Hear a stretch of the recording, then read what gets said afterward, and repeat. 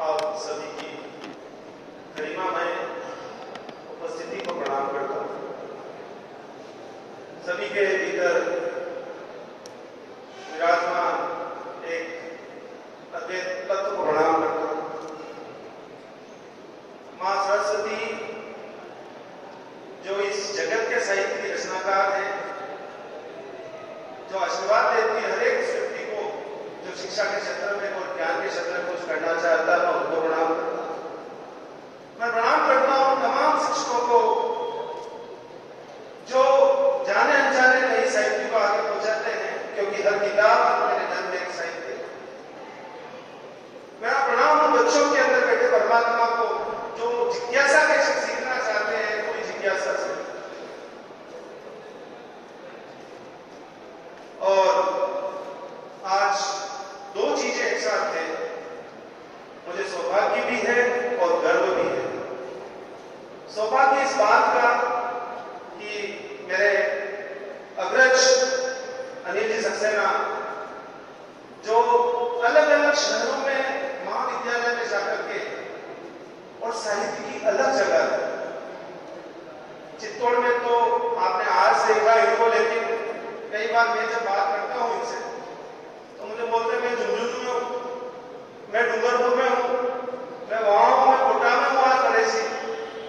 तो मुझे लगता है कि एक व्यक्ति इतनी सारी दौड़ करके, क्योंकि हम तो कई बार काम से भी बाहर नहीं जा पाते गाड़ी में, बड़ी दिक्कत होती है, तो केवल इस काम के लिए कि साहित्य को जीना है और साहित्य को पहुंचाना है, यह इनकी एक अभिरुचि है, एक पर्सनल इंटरेस्ट है। हिंदी के लिए मना किया तो एक व्यक्तिगत रुचि है इनकी, जिसके माध्यम से साहित्य को ये एक श्रृंखला के रूप में क्रमबद्ध करके आगे पहुंचाने की कोशिश है। कोई भी व्यवस्था, कोई भी मिशन जब चालू होता है, शुरू में लोग देखते हैं, फिर कहते हैं तुमसे होगा क्या, फिर कहते हैं कि लोग हंसते हैं कई बार कि अरे ये क्या कर रहे हैं, ये कोई करने की चीज है, कोई ऐसा काम करते हैं जिससे कुछ बढ़िया पैसा कमाते हैं, ये कोई काम की चीज है, ये किताबें बेचना, ये किताबें लिखना, ये साहित्य, ये परेशी क्या कर रहे हैं, व्याख्यान, ये क्या चीज है, क्या इनसे कोई इनकम है?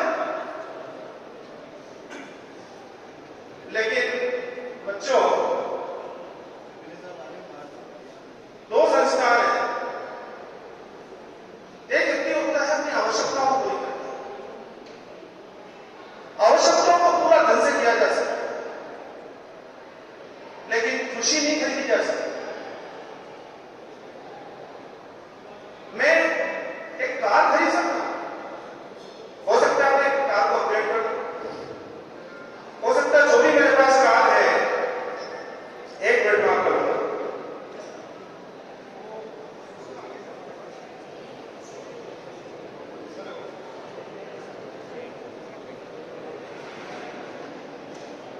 लेकिन संस्कार को खरीदना मुश्किल है, क्योंकि संस्कार का कोई इंजेक्शन मार्केट में अवेलेबल नहीं है।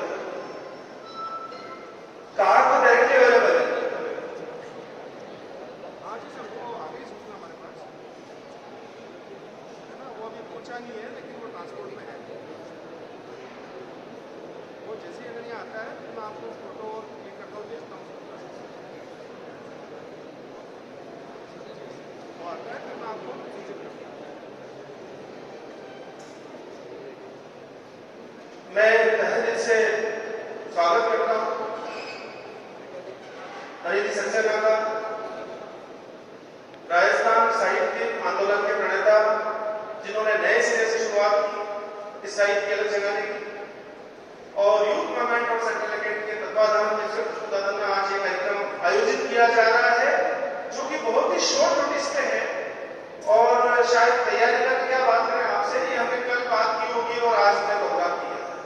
इतना चीजें जो है इस गति से चलती है। यूनान, मिस्र, रोमान सब मिट गए जहां से। मैं भारतीय संस्कृति की बात कर रहा हूं।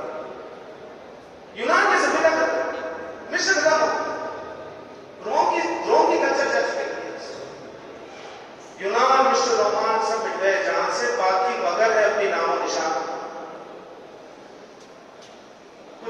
बात है कि हस्ती मिटती नहीं हमारी। कुछ तो है इस भारतीय संस्कृति में कि इसको जितना मिटाने की कोशिश करो उतनी निकलती नहीं। कुछ बात है कि हस्ती मिटती नहीं हमारी, सदियों से रहा है दुश्मन बोले जहां। ये आक्रांता जो आए हैं ये कोई अभी नहीं आए। ये कोई ऐसा नहीं कि अभी हमारे पर कोई अटैक करने लगा है, वर्षों से लोगों ने अटैक किया। ये अंग्रेजों से भी पुरानी कहानी है, जब इस विश्व को, इस देश को, इसकी गरिमा को, इसकी ख्याति को, इसकी संस्कृति को, इसकी विरासत को, इसके विराटता को खत्म करने के प्रयास होते हैं। और जितनी बार प्रयास हुए उतनी बार इसको और नए नए रंग लगते हैं। क्योंकि भारतीय संस्कृति में एक बात, ईश्वर की अवैधता के साथ, ईश्वर की अवैधता यानी कि ईश्वर एक है लेकिन मल्टी कलर्स ने इसको डिफाइन किया, इसको बहुआयामी बताया ईश्वर। और हमने कितने करोड़ देवी देवताओं की रचना नहीं की, वो रचित है, हमारी रचना उन्होंने कर दी। जिस देश में 33 कोटि देवी देवताओं की बात की जाती है और फिर भी देश है, ये भारतीय संस्कृति की सबसे बड़ी मिसाल इस विश्व में कहीं नहीं मिलेगी। इतनी बड़ी जनसंख्या, इतनी विविधताएं, इतनी भाषाएं,